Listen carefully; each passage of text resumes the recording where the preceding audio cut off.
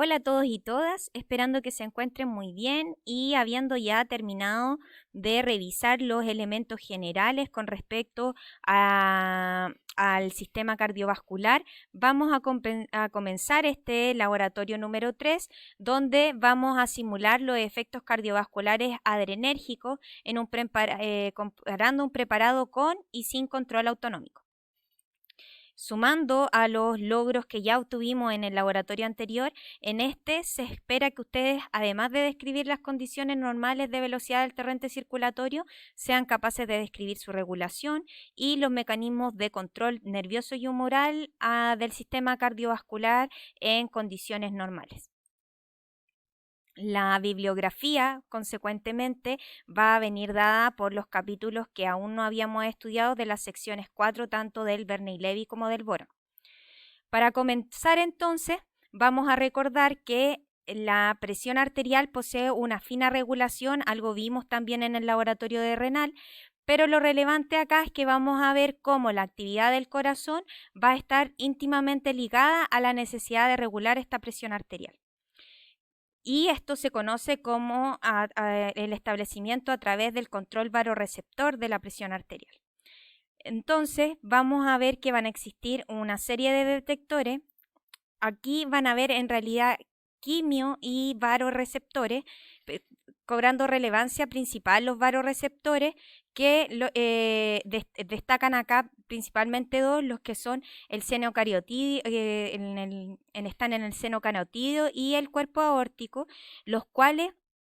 a diferencia de lo que se piensa por estos diagramas resumen, no van a responder a un aumento de la presión arterial media, sino en realidad, a propósito, como revisábamos cuando veíamos estos canales que responden a la distinta fluidez de la membrana, lo que vamos a encontrar es que estos receptores en el seno cariotidio y el arco aórtico se van a encontrar no casualmente acá, pues estas regiones son sumamente elásticas y ello genera que estos varorreceptores se van a deformar frente a un aumento de la presión. Entonces lo que se va a detectar en definitiva es la distensión y con ello van a generar una alteración aumentando la frecuencia de descarga de estas vías aferentes que van a comunicar hacia este centro integrador que en el caso de la regulación cardiovascular se encuentra en el bulbo raquídeo con respuesta de las vías eferentes, ¿no es cierto?, generando frente a un aumento de la presión arterial media, como lo es en el caso de una transfusión, por ejemplo, vamos a gatillar una disminución del gasto cardíaco, de la fuerza contráctil, esto sumado a una vasodilatación de los vasos, generando entonces con ello un restablecimiento, un nuevo equilibrio de la presión arterial media. Por otra parte, cuando hay una disminución de la presión arterial media, ya sea por una hemorragia o viceversa, una persona que donó sangre, esto va a ser también censado y lo que se va a provocar es una disminución de la frecuencia cardíaca y una vasoconstricción, perdón, un aumento de la frecuencia cardíaca y del gasto cardíaco sumado a una vasoconstricción, lo cual va a llevar a restablecer entonces los niveles de presión arterial. Ya revisábamos esto con respecto a los varoreceptores y los elementos generales de estos centros de control. Ahora, para entenderlo un poco más, vamos a revisar sobre el control de las vías del sistema nervioso autónomo, donde aquí les dejo un diagrama resumen del Boron, ¿no es cierto?, que además muestra lo que ya habíamos revisado nosotros cuando vimos la unión neuromuscular, pero además también acá nos vamos a enfocar en el sistema nervioso autónomo y las vías simpáticas y parasimpáticas. El sistema nervioso simpático, recuerden ustedes, sus neuronas preganglionares van a destacar por ser más cortas que con respecto al sistema nervioso parasimpático y en este caso las terminaciones nerviosas van a liberar el neurotransmisor acetilcolina que se va a unir a receptores nicotínicos, generando con ello en la neurona postganglionar una descarga de noradrenalina. También hay algunas fibras que van a inervar a la médula suprarrenal, generando vía descarga de acetilcolina una descarga de la médula, que la médula suprarrenal genere la liberación de catecolaminas en una mezcla donde va a predominar en un 80% la adrenalina, que también se conoce como epinefrina, y en una menor proporción, en un 20%, noradrenalina, también conocida como norepinefrina.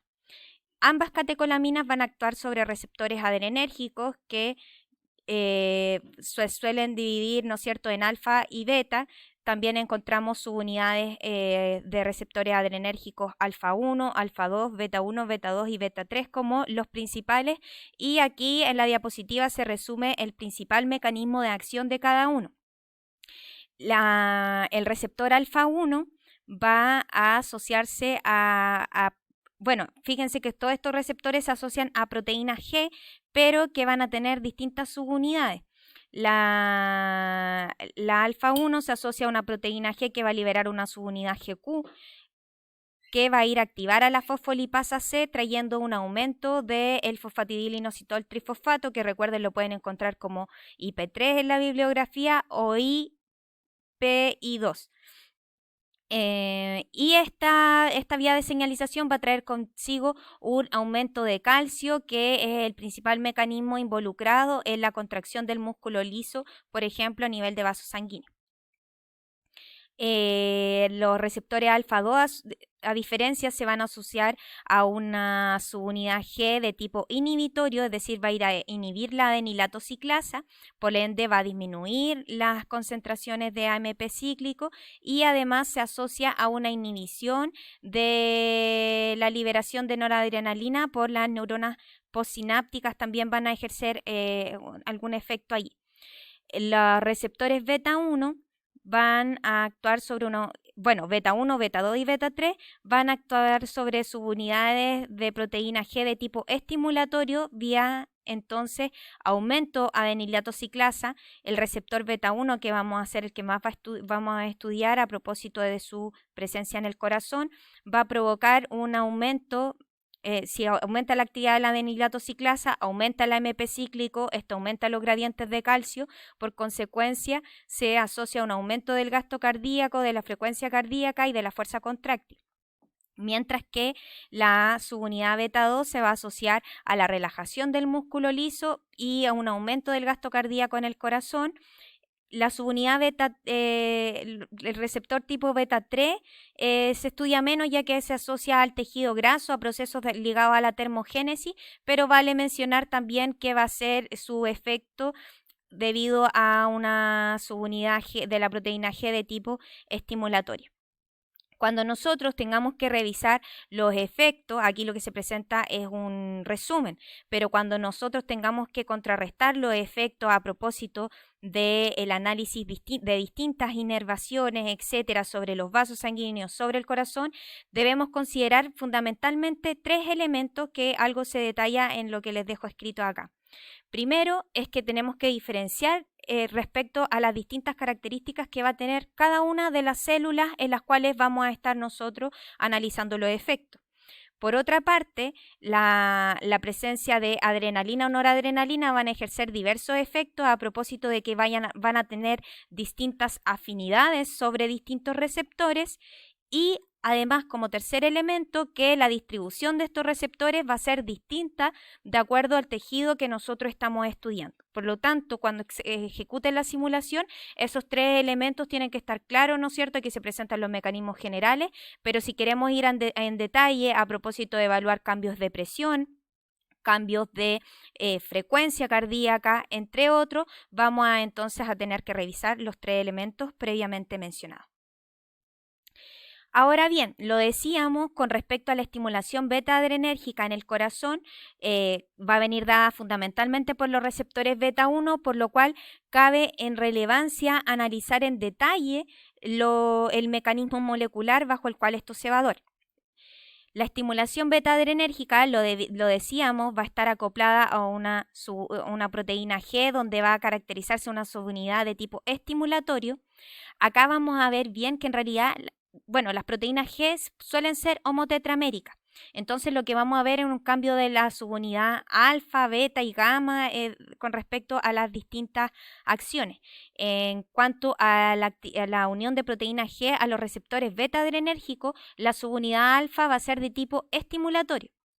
Por lo tanto, lo que va a generar es que va a ir, como decíamos, a estimular la conversión de ATP en AMP cíclico por la adenilato ciclasa, y este aumento de AMP cíclico va a venir dada por la activación de una proteína quinasa A. En realidad, recuerden ustedes, quinasa se asocian a fosforilación. Entonces estas proteínas quinasas van a tener dos efectos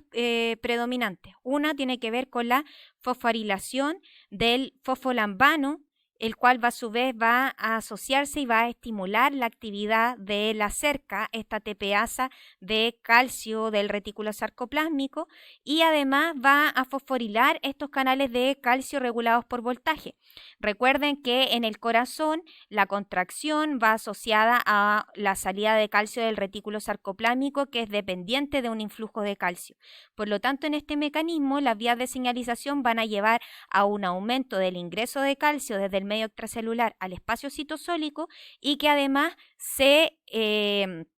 aumente la cantidad de calcio disponible en el retículo sarcoplásmico para favorecer la contracción, y de este modo, cuando estamos en el proceso de contracción, hay mayor cantidad de unidades de actina y miosina que interaccionan. Por lo tanto, este aumento del gradiente de calcio, asociado también por otros mecanismos que acá no se señalan en detalle, pero van asociados también a un aumento del gradiente del sodio, van a promover a un aumento del gasto cardíaco, de la fuerza cardíaca, de la fuerza contráctil y de la frecuencia cardíaca. Como vamos a ver más adelante,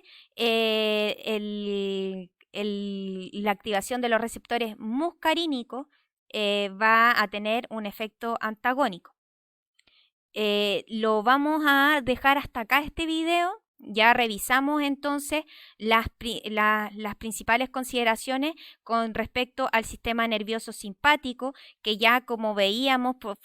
por su acción predominantemente a nivel del corazón, a nivel de los receptores beta 1, va a tener un efecto ionotropo positivo, es decir, va a aumentar la fuerza contráctil, y un efecto cronotropo positivo, es decir, va a aumentar la frecuencia cardíaca. Y esto se va a dar, ¿no es cierto?, cuando descargas, cuando nos exponemos al miedo, cuando estamos excitados, cuando estamos haciendo ejercicio, cuando recibimos una mala noticia, un disgusto, etc. Mientras que en los vasos sanguíneos vamos a ver, ojo, recuerden allá, aquí hacer consideraciones con respecto a los tres elementos que les planteaba, pero en general lo veíamos, ¿no es cierto?, a nivel de receptores alfa 1, la activación simpática va a promover la vasoconstricción. Ojo, a nivel general, recuerden siempre las salvedades que hay que tener con respecto a las características de la célula, a la distribución distinta de los receptores y a que es distinto estimular un nervio, la estimulación simpática excluyendo la médula suprarrenal, donde no vamos a tener adrenalina, y las diferentes afinidades entre los elementos que ya habíamos revisado. En el siguiente video vamos a ver sobre la rama parasimpática y ya pasar a comparar y a analizar integradamente ambas vías.